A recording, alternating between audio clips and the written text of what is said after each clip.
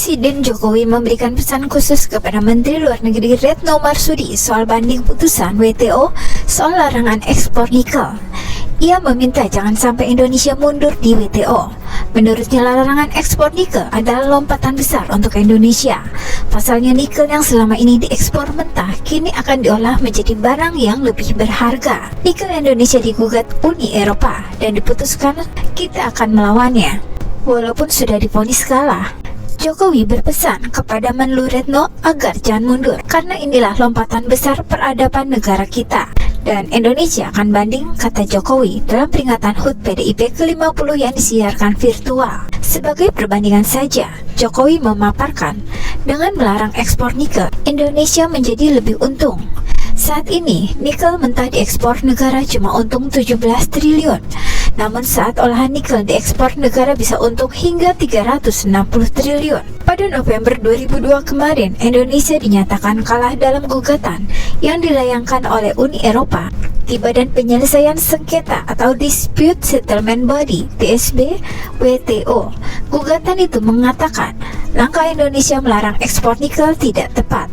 Namun pada 14 Desember kemarin, pemerintah Indonesia telah resmi mengajukan banding. Jokowi juga bercerita dalam KTT ASEAN Uni Eropa yang dilakukan dalam beberapa waktu lalu, ia sempat menyindir langsung kepada negara-negara Uni Eropa yang menggugat Indonesia soal larangan ekspor nikel. Jika kemitraan itu harus setara, tidak boleh ada pemaksaan, tidak boleh negara manapun didikte, dan tidak boleh negara maju mengatakan standar mereka lebih bagus daripada standar negara lain. Uni Eropa menggugat Indonesia di WTO karena melarang ekspor nikel, sebab aturan ini dianggap merugikan industri di benua Eropa karena mereka bisa kekurangan pasokan produk esensial. Indonesia sebagai produsen terbesar nikel dunia tengah berambisi menjadi sentra industri baterai dunia di tengah melonjaknya permintaan akan gawai dan kendaraan listrik. Nikel merupakan komponen penting dalam mendukung ambisi ini. Untuk meningkatkan nilai tambah produk nikel dan berfokus pada industri dalam negeri, Indonesia mulai melarang biji nikel pada Januari 2021. Menurut Bima Yudhistira Adinegara, Direktur Center of Economic and Law Studies atau CELIOS, Uni Eropa merupakan lawan berat yang tidak bisa dianggap enteng, sebab negara ini memiliki sumber daya ahli hukum dan pengacara berkaliber tinggi dengan jam terbang yang teruji. Sementara Indonesia biasanya agak kurang mempersiapkan tim hukum untuk berperkara di WTO, ujar Bima. Sebab ongkos untuk merekrut pengacara berpengalaman dalam satu kasus ini relatif mahal.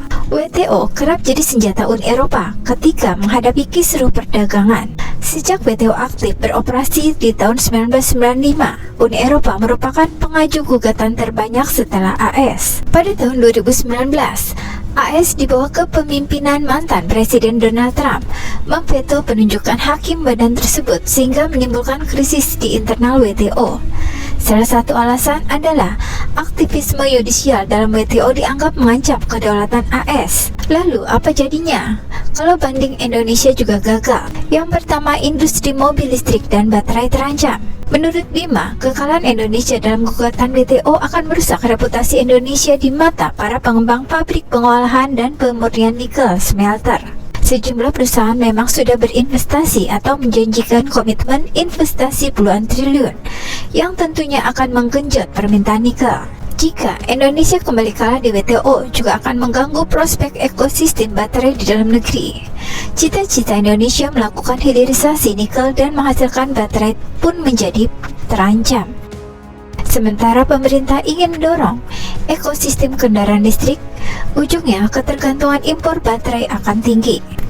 Yang kedua, pembatasan ekspor bisa tetap berjalan. Krishna menjelaskan bahwa sebetulnya ada satu celah dalam WTO yang bisa dieksploitasi Indonesia. Ini terkait kepatuhan atau compliance dalam rejim internasional yang cenderung tidak mengikat. Indonesia tetap melarang nikel. Uni Eropa juga tidak bisa apa-apa. Tak cuma sekali dua kali negara-negara mangkir dari putusan WTO. Seperti Amerika Serikat misalnya, baru-baru ini menyatakan tidak akan mematuhi putusan WTO yang menyatakan tarif baja dan aluminium negara adidaya itu menyalahi aturan. Namun, Krishna juga mewanti-wanti, jika pemerintah memutuskan untuk membandel terhadap putusan WTO, Uni Eropa bisa saja melakukan kebijakan retaliasi atau balas dendam ke Indonesia. Ini benar terjadi dalam kasus gugatan Indonesia terhadap kebijakan tembakau AS yang akhirnya diselesaikan di luar ruang sidang pada tahun 2014 silam. Yang ketiga, awas potensi retaliasi.